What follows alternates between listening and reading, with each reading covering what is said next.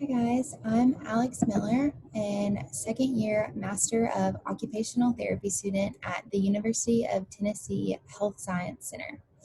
And I chose the topic of home health for the purpose of this in-service today. And so I want to start out by addressing the learning objectives we'll be looking at. First, we have following this in-service, learners will list 2 to 3 aspects of the role of an occupational therapist in home health. These can be random and anything that you think of when you think of home health OT. And this list will be created after watching a short video presentation from a home health occupational therapy assistant. So the second is that following this in-service, learners will identify characteristics of home health. This will be done after reading a blog, and this blog post is actually from OT Miri, who we all know and love. And there will be a short Google form quiz regarding characteristics of home health found in the OT Mary blog post. Okay, so let's get started. According to Medicare, home health is a wide range of healthcare services that can be given in the home for an illness or injury. And this is to aid said client in improving in areas of independence and well-being. And it's important to know that in order to get home health services under Medicare, the client has to meet certain requirements. So Medicare's eligibility requirements are that the client must be confined to the home, and there are many different specifics and criteria for that, including a normal inability to leave the home, and that leaving the home must require a considerable and taxing effort from the client. Another criteria or another requirement is also that the client has to have the need for skilled services. The next is be under the care of a physician, and they also need to receive services under a plan of care established and reviewed by a physician. And lastly, they have to have had a face-to-face encounter with a physician or an allowed non-physician practitioner or NPP. So once you meet all of those requirements, you're able to start on the journey to home health occupational therapy. So now we're going to watch a short video presentation on a home health care agency and look at a therapist's experience in this specific area, a therapy assistant. So after this video, you can just pause the presentation and list 2 to 3 items that come to mind when you first think of home health OT, and then come back, play the video again, and we will discuss.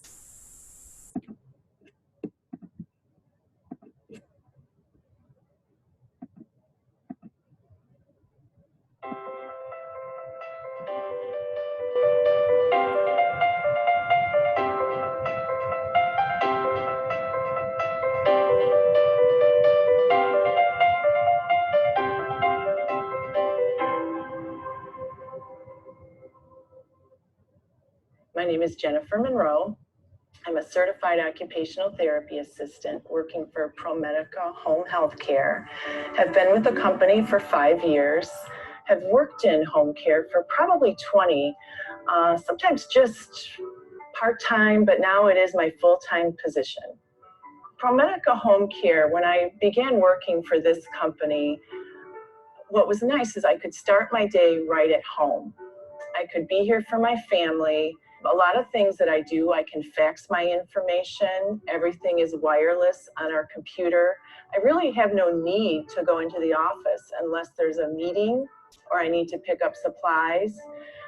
We all carry Blackberries, so we communicate that way. I can work in the evening if I need to. I can work early in the morning. The choice is mine. Sometimes family members are at work all day and they need us to come out in the evening for training sessions. So having the flexibility really does work for all of us, not just me, for the patient and the family. It's convenient for me because I'm a single parent, and that helps me be available for my kids. When there's something at school or they need to be picked up, I can schedule around their activities, and that matters to me. I feel like home health is everything I ever learned, all bundled into one day sometimes.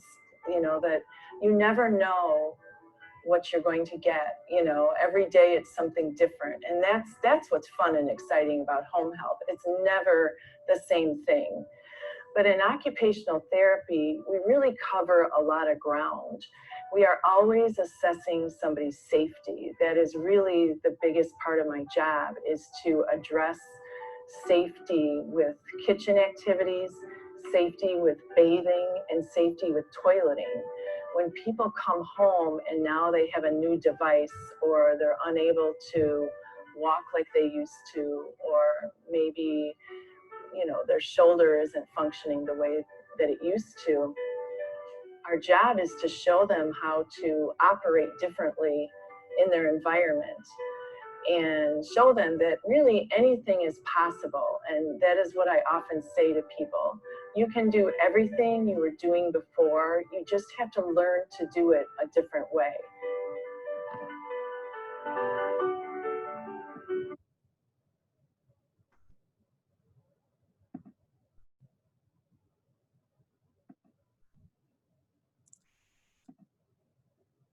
Okay, so I liked this video because it shows what a day in the life of a home health OT could actually look like for you. So she talks about how the schedule is one of flexibility. So she's able to go pick up her kids up from school if she needs to, and do all of her note writing on her computer or her Blackberry. So she also mentioned that there are times when a client might need to be seen in the evening as opposed to a morning session. So it's just as important for us to be flexible as it is to have a flexible career. So I hope you took a little bit of time to pause this video and come up with a couple of items in regards to home health. If not, pause that and do so now. When I did this, my list included natural environment because we saw different bathrooms and kitchens in this video, and it just reminded me how personal this type of setting is.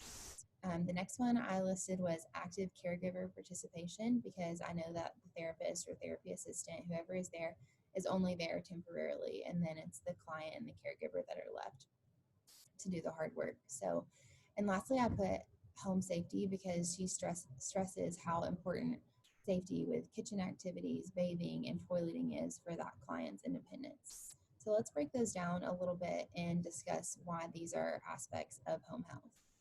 So home health is so unique in the fact that this puts the client in the most natural environment, which we know is important for carryover and significant progress for this client. A client is more aware, prepared, and comfortable to complete the task needed when they're in their own space. Also, being in the home comes with the need for caregiver participation, which was the second item I listed. One of my peers actually was doing home health OT in her level 1 fieldwork with Le Bonheur Children's Hospital.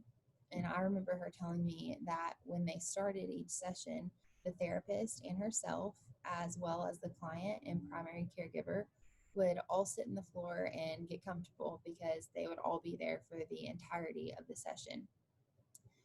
Caregiver involvement increases the chances of carryover when the therapist is no longer there. There is so much education to be absorbed as a caregiver is able to actively participate in their loved one's therapy versus strictly being an onlooker and just watching the therapist do all of the work. Lastly, I thought of the home safety one because that is just one of the first steps in ensuring success for the client. The American Occupational Therapy Association, or AOTA, is quoted saying that occupational therapy practitioners find the right fit between client abilities, needed and desired activities, and their home environment so clients can manage safely and productively at home.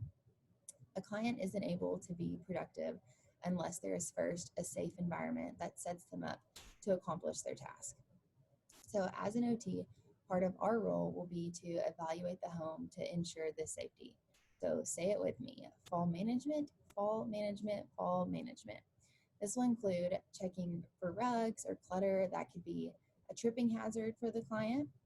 We can monitor lighting and how the client navigates a dimly or brightly lit room.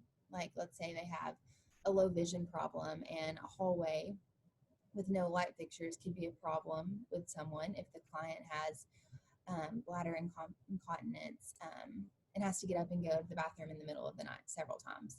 So we could also suggest assistive devices like grab bars by the toilet or a bench and non-slip mats for the shower.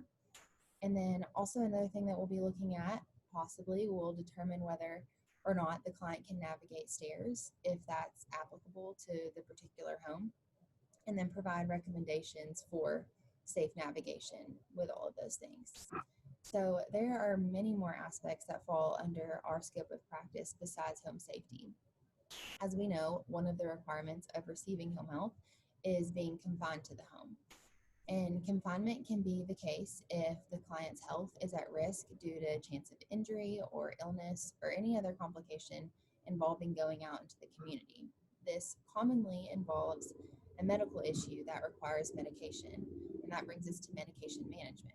Medication management is another item that OTs frequently address in home health. The therapist will be looking at, where is the medication stored, how accessible that is for the client to get to, as well as asking if a medication management routine is established. And if there's not one in place, the OT could help the client formulate one. They can do that together. They could suggest a weekly pill organizer that has, each day's medication in a labeled container. They could do visual aids that's placed in the bathroom or the kitchen or a place where the client may go first thing in the morning, or phone reminders that go off at the same time every day. I believe that medication management is one of the most important things that we can treat in home health OT because it has the power to resolve many other issues the client might be having while not taking their medication. So OT Miri says that when working in the home health setting, an occupational therapy practitioner is more than just a clinician. The therapist also serves as an educator and client advocate.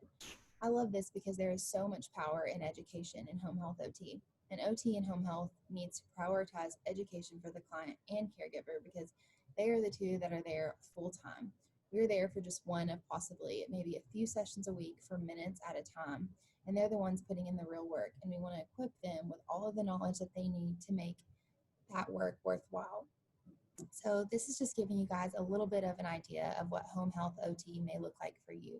There is so much more and endless possibilities of fun because the environment is ever changing. I want to thank you guys for listening to this in-service presentation today. I know you've watched a lot, but it's so awesome that we have the opportunity to learn from 39 of our classmates and on topics that we might not be very familiar with. So going forward, I encourage each of us to continue this lifelong commitment to learning and growing our knowledge about all things occupational therapy. I found so many resources just with a quick Google search and YouTube search on home health occupational therapy. These days, we have the world at our fingertips, and it's on us to utilize it. Thank you so much.